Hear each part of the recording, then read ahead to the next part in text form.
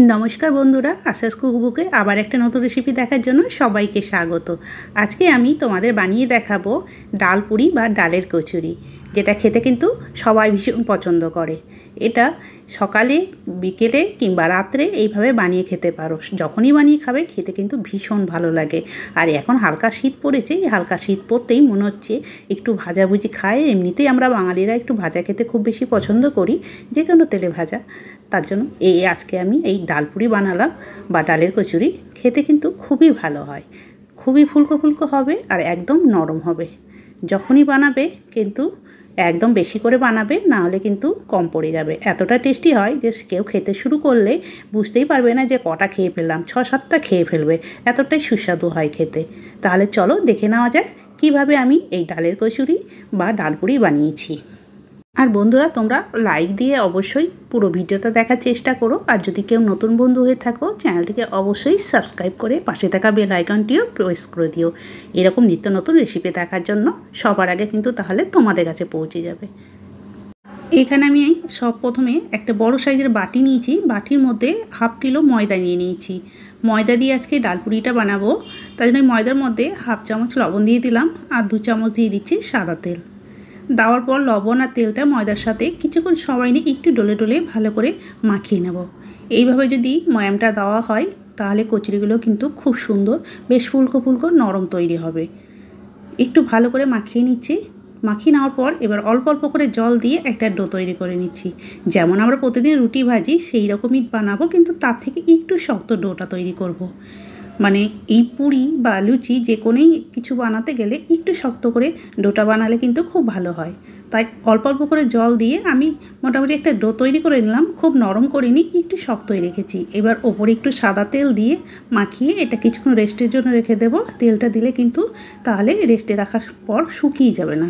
তেল না দিলে অনেক সময় কী হয় ওপরটা শুকনো শুকনো হয়ে যায়। তাই অল্প একটু তেল মাখিয়ে এটা রেস্টে রেখে দিলাম, যতক্ষণ আমি পুরটা রেডি করব বেশ ততক্ষণের জন্য। এবার পুরটা রেডি করে নিচ্ছি। গ্যাস ধরিয়ে একটা কড়াই বসিয়ে দিলাম, দিয়ে অল্প একটু সাদা তেল দিয়েছি। তেলটা এবার সবার প্রথমে ভালো করে গরম করে নিচ্ছি।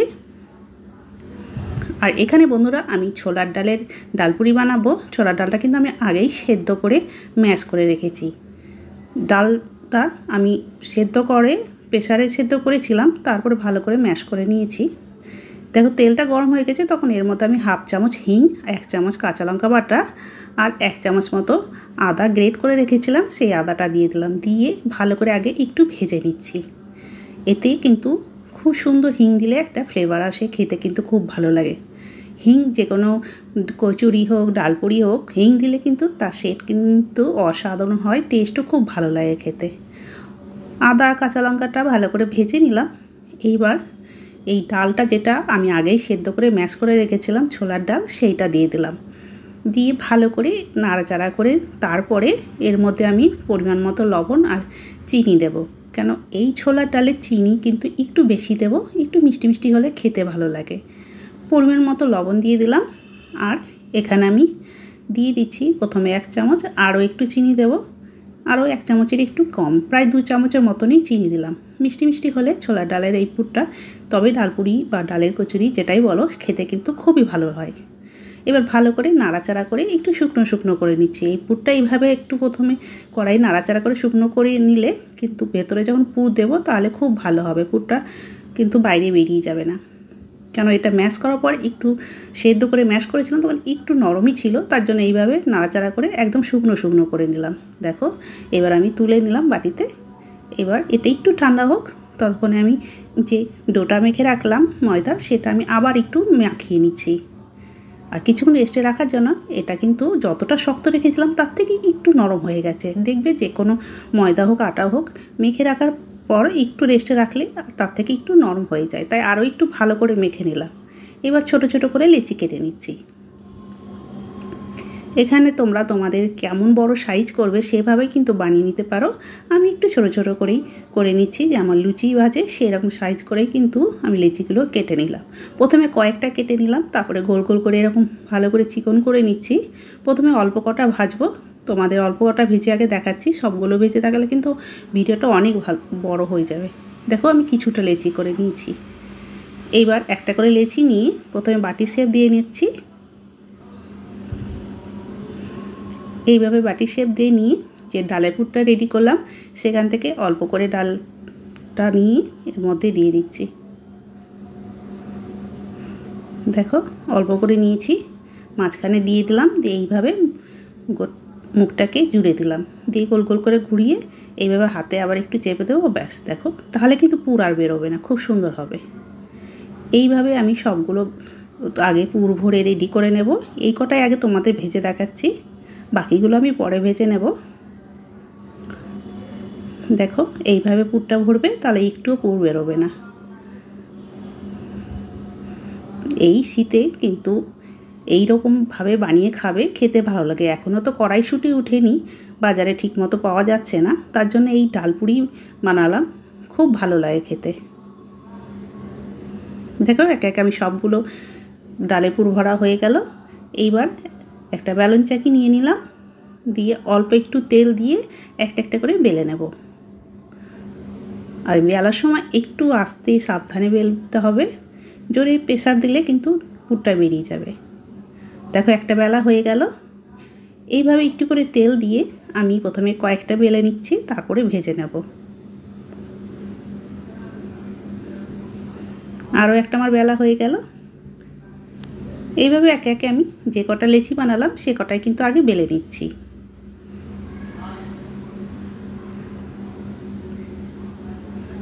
এদিকে কড়াই আমি তেল গরম হতে বসিয়ে দিয়েছিলাম, হাত দিয়ে দেখে নিলাম তেলটা মোটামুটি গরম হয়ে এসেছে। এবার একটা বেলে রাখা লেচিগুলো দিয়ে দিলাম, দিয়ে দেখো নাড়াচাড়া করছি, আর ওপর থেকে একটু ছান্তা দিয়ে তারপরে তেলটা তুলে তুলে দেব, তাহলে কিন্তু খুব সুন্দর ফুলে উঠবে।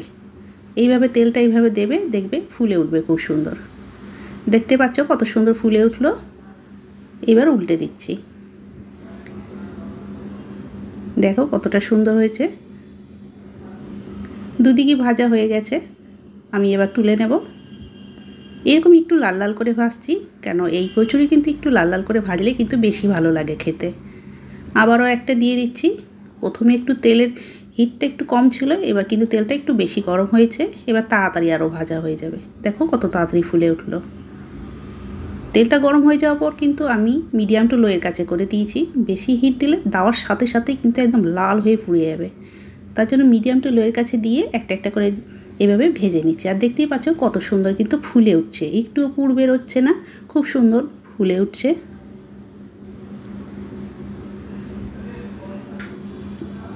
এটাও ভাজা হয়ে গেল। এইভাবে যে কটা আমি বেলেছি সে কটা আগে ভেজে নিচ্ছি। আর এই রকম ফুলকো ফুলকো যদি ডালের কচুরি হয়, দেখবে খাওয়ার সময় খেতে মনে হবে যেন অনেকগুলোই খেয়ে নিই, এত ভালো লাগে খেতে। প্রত্যেকেই কিন্তু বাড়ি যে কজন থাকবে দেখবে 4-5টার জায়গায় 6-7টাই খেয়ে নেবে। দেখো ভেজে নিয়েছি, কতটা সুন্দর হয়েছে দেখো। আর আমি একটু লাল লাল করেই ভেজেছি, কেন এই কচুরি একটু লাল লাল করেই খেতে ভালো লাগে। ভীষণ সুন্দর হয়েছে, খুবই নরম, একদম ফুলকো ফুলকো হয়েছে। দেখো খুবই গরম, তবুও তোমাদের আমি একটা ভেঙে দেখাচ্ছি। ভেতরে দেখো ডালের পুর ভর্তি আর ভীষণ নরম। এটা খেতে কিন্তু আলাদা করে কোনো তরকারিও লাগবে না, শুধুই খেতে পারো। আর তরকারি লাগলেও একটু আলুর দম কি আলু চচ্চড়ি করে নেবে, তাতেও কিন্তু ভালো লাগবে খেতে। আর এটা শুধুই কিন্তু বেশি ভালো লাগে, যেহেতু পুর আছে। আর দেখো সবগুলোই খুব সুন্দর ফুলেছে। এই রকম বন্ধুরা তোমরাও কিন্তু একবার বানিয়ে খেয়ে দেখো, দেখবে দারুণ লাগে খেতে, সবাই ভীষণ পছন্দ করবে।